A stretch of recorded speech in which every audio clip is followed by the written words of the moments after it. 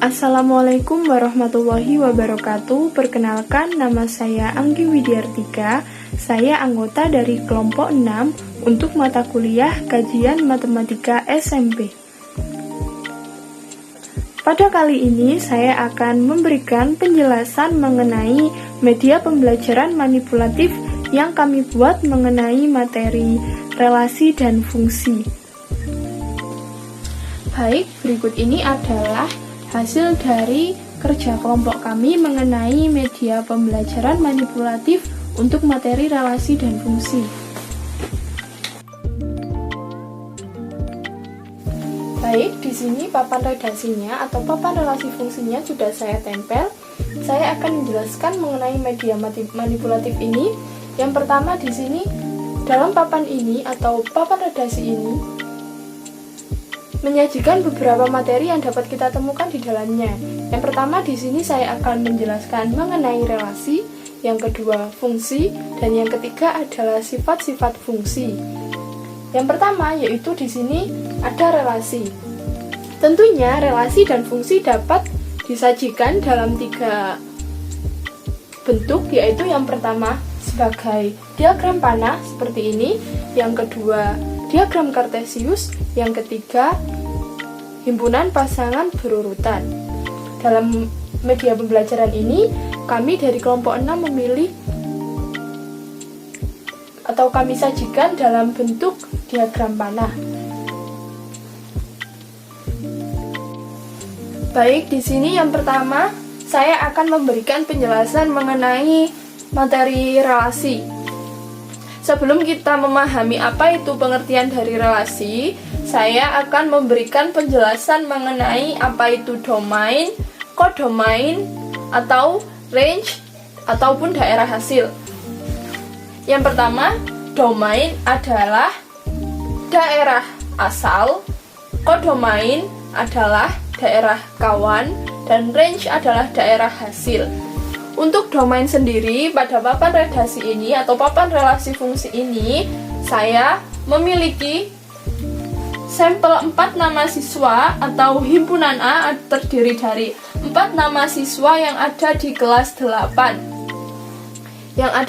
8. Kemudian, untuk himpunan B sendiri, kami memiliki sampel 4 nama buah yang disukai oleh 4 siswa tersebut. Sedangkan untuk hasil dari hubungan relasi ini ataupun range atau daerah hasilnya adalah semua anggota himpunan B, karena semua anggota himpunan B memiliki pasangan dengan himpunan A atau memiliki relasi dengan himpunan A.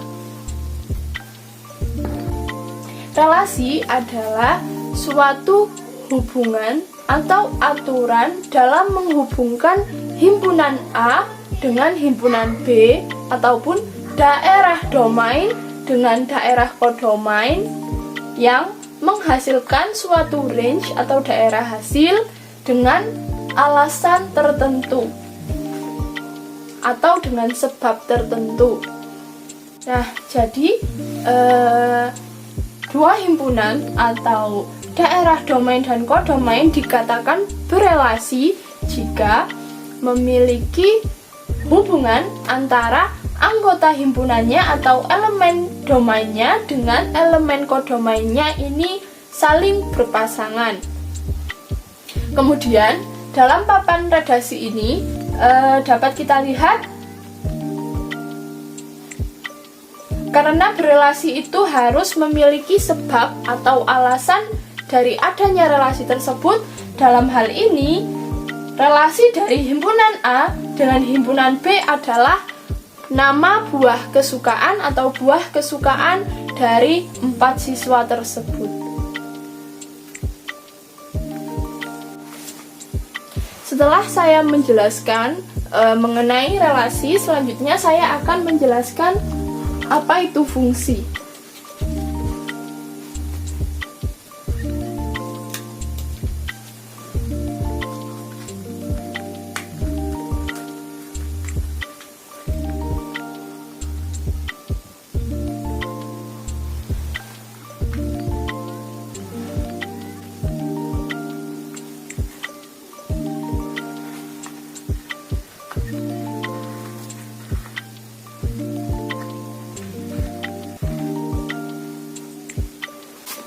Jadi dapat dilihat di sini, fungsi adalah suatu relasi khusus antara himpunan A dengan himpunan B atau daerah domain dengan daerah kodomain yang memiliki aturan khusus. Aturan khusus tersebut adalah seluruh anggota atau elemen himpunan A harus berpasangan tepat satu dengan anggota himpunan B atau elemen kodomain. Jadi, yang membedakan antara relasi dan fungsi adalah dalam relasi tidak ada aturan khusus dalam hubungan antara elemen domain dan kodomainnya, tetapi dalam fungsi ada hubungan khusus antara elemen domain dan kodomainnya, yaitu harus berpasangan tepat satu antara elemen A dengan elemen B atau antara elemen himpunan A domain dengan elemen himpunan B kodomain. Untuk selanjutnya saya akan memberikan penjelasan mengenai 3 sifat fungsi. Yang pertama yaitu ada fungsi surjektif. Yang kedua saya akan menjelaskan mengenai fungsi injektif. Dan yang terakhir yaitu fungsi bijektif.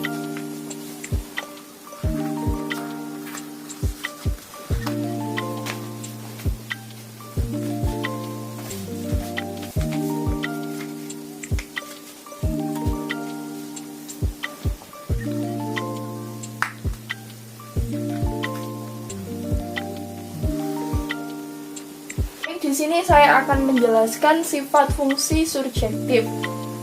Dalam sifat fungsi surjektif ini, elemen domainnya harus berelasi atau memiliki hubungan dengan elemen kodomain atau anggota himpunan B dengan semua anggota himpunan B adalah range atau daerah hasil dari fungsi tersebut. Dapat dilihat pada papan relasi fungsi ini sudah termasuk ke dalam fungsi surjektif karena daerah B merupakan daerah hasil dari fungsi ini. Misalnya, kalau kita ambil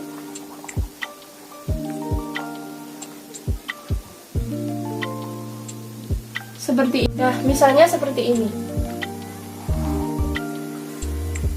Karena pada elemen himpunan B di sini tidak ada salah satunya tidak memiliki relasi dengan himpunan A, hal ini tidak bisa disebut sebagai fungsi surjektif. Karena fungsi surjektif harus menjadikan kodomainnya adalah atau semua kodomainnya adalah daerah hasil atau range-nya.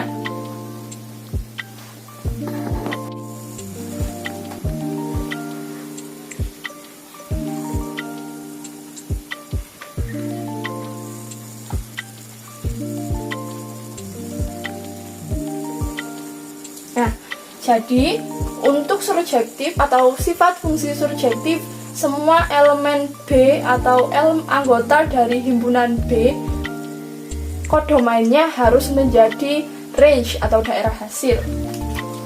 Selanjutnya, saya akan memberikan penjelasan mengenai sifat fungsi injektif.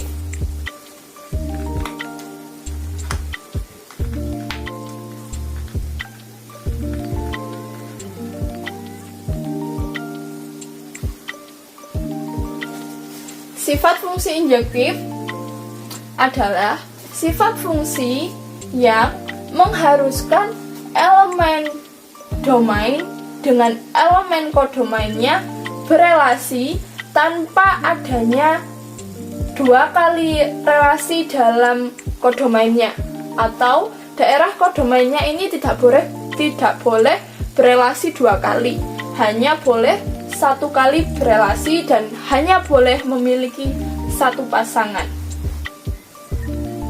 Ini juga dapat disebut sebagai fungsi injektif. Misalnya seperti ini.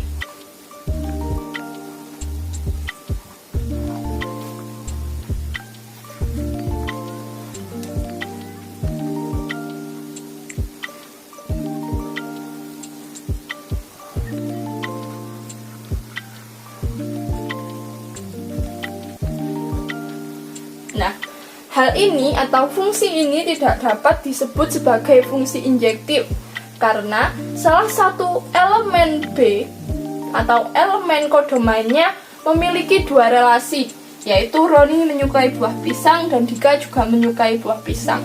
Hal ini tidak dapat disebut sebagai fungsi injektif karena anggota elemen kodomainnya berelasi dua kali.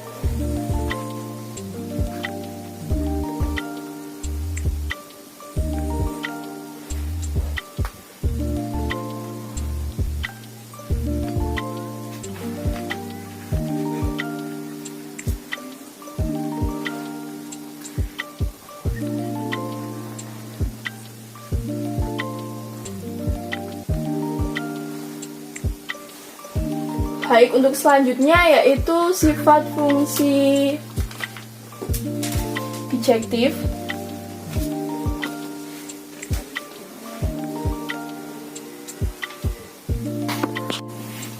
Baik, di sini untuk yang terakhir saya akan memberikan penjelasan mengenai sifat fungsi bijektif.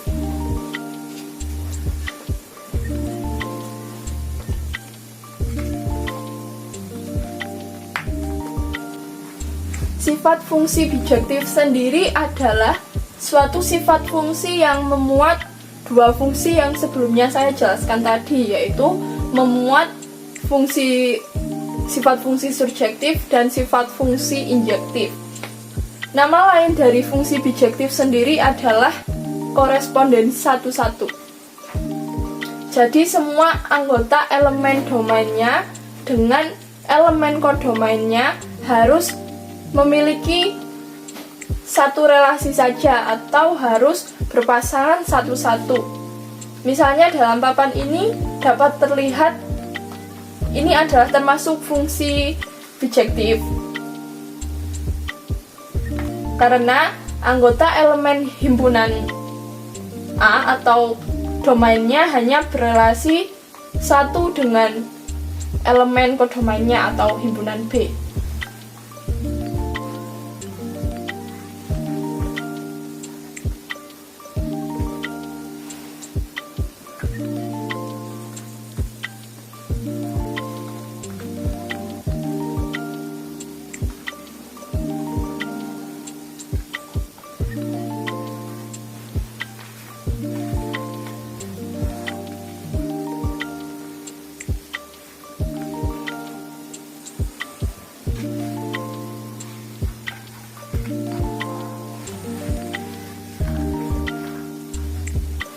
Nah, untuk contoh lainnya seperti ini. Ini juga masih dapat dikatakan sebagai sifat fungsi bijektif karena elemen domainnya masing-masing masih memiliki satu pasangan atau hanya berelasi satu kali. Dan semuanya tetap tepat memiliki satu pasangan. Baik, terima kasih kepada teman-teman yang telah menyimak video penjelasan dari saya yang mewakili kelompok 6. Mohon maaf apabila dalam penyampaian saya atau penjelasan saya mewakili kelompok 6, mohon maaf yang sebesar-besarnya jika terdapat kekurangan dan masih banyak kesalahan dalam penyampaian saya atau kurang lebihnya, karena juga media pembelajaran manipulatif yang kami buat ini termasuk media pembelajaran konvensional, jadi harus lebih dikembangkan lagi dan kami akan lebih berinovasi lagi ke depannya. Terima kasih kepada teman-teman yang telah menyimak video ini dan terima kasih kepada Ibu Firda yang telah membimbing kami kelompok 6 untuk menyelesaikan tugas kami pada semester 3 ini. Dan sekali lagi terima kasih telah menyimak video pembelajaran kami. Mohon maaf karena masih banyak kekurangan yang perlu kami benahi lagi. Demikian. Wassalamualaikum warahmatullahi wabarakatuh.